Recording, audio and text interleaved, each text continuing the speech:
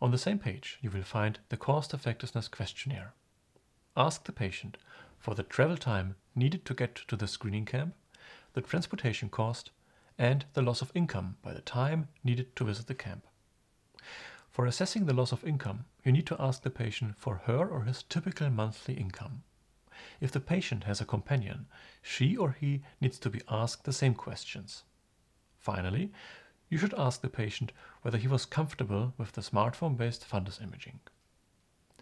The second question is whether he was comfortable with being assessed by a remote doctor.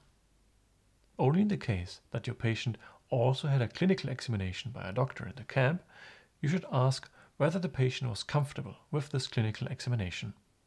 Make sure to click Save in the lower right corner to secure the data.